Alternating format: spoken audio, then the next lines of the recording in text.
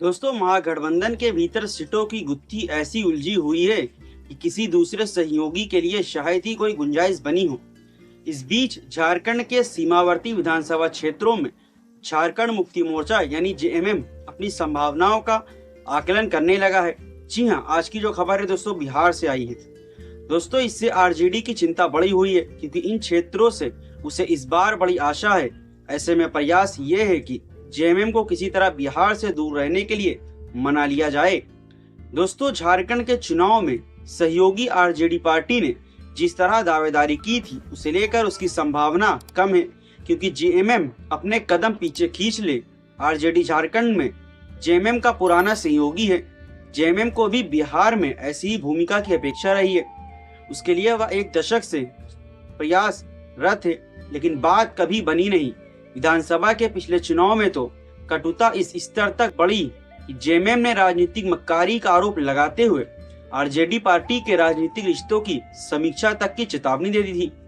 तब उसका कहना था कि झारखंड सरकार में आरजेडी के एकमात्र विधायक सत्यानंद भोक्ता को श्रम मंत्री बनाया गया, लेकिन आरजेडी पार्टी ने राजनीतिक शिष्टाचार भूल गई। तेजस्वी प्रसाद यादव का नेतृत्व पुराने दिनों को याद रखना नहीं चाहता।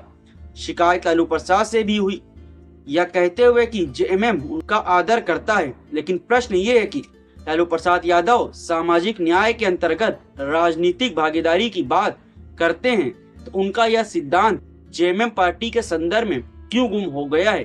दोस्तों, इस शोभ के साथ जेएमएम पार्टी ने 7 सीटें छाजा, चकाई, कटोरिया, धमदहा, मनिहारी, पीरपैती, नाथानगर पर प्रत्याशी उतार दिए हैं। कोई सफलता तो नहीं मिली, लेकिन चकाई और कटोरिया में उसने आरजेडी का खेल बिगाड़ दिया। एक राजनीतिक पार्टी के रूप में जेएमएम ने साल 1980 के चुनाव से दांव आजमाना शुरू किया। झारखंड के गठन से पहले भी उसके हिस्से की सीटें दक्षिणी बिहार वाली ही हुआ करती थी। विभाजन के बाद उसे बिहार में एक बार चकाई की सफलता तो मिली, जी हाँ, चकाई सीट से सफलता तो मिली, लेकिन उसे वह अगले चुनाव में दोहरा नहीं पाई। साल 2010 में यह सफलता सुमित कुमार सिंह के सहारे मिली थी, जो 2020 में वहां निर्दलीय विजयी बनकर उभरे। हालांकि उनकी जीत में जेएमएम को मिले 16,985 मतों की बड़ी भूमिका रही। आरजेडी की सावित्री देवी वहां मात्र 581 मतों में मात खा गई थी, यानी हार गई थी। वहीं 2019 में आरजेडी को झारखंड में 7 सीटें मिली थी। एकमात्र चतरा में सत्यानंद भोक्ता सफल रहे थे। 2024 में भी उसे 7 सीटें मिली। वोट प्रतिशत में वृद्धि के साथ उनमें से 4 में वह सफल सीटों पर रही, लेकिन झारखंड सरकार में संजय यादव के रूप में हिस्सेदारी भी है। अब जेएमएम इसका प्रतिनिधित्व झारखंड के सीमावर्ती 1 दर्जन विधानसभा सीटों पर अपना अधिकार जता रही है, जो इस तरह से हैं: तारापुर, कटोरिया, मनिहारी, झाझा, बांका, ठाकुरगंज, रुपौली, रामपुर, बनमखी, जमालपुर, तिरपैती और चकाई के रूप में चाहती हैं इन 12 सीटों को। महागठबंधन में इनमें से अधिकांश संख्या पर अभी आरजेडी की दावेदारी है।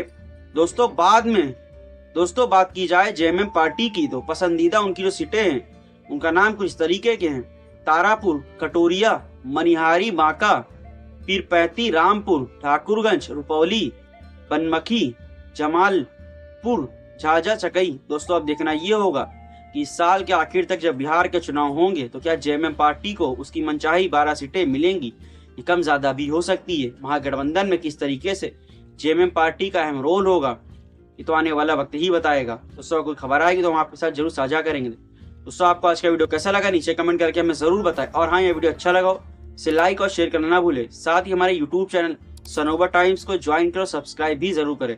दोस्तों, फिर मिलेंगे कुछ और नई खबर के लेकर। अभी हम इजाजत दे। जय हिंद।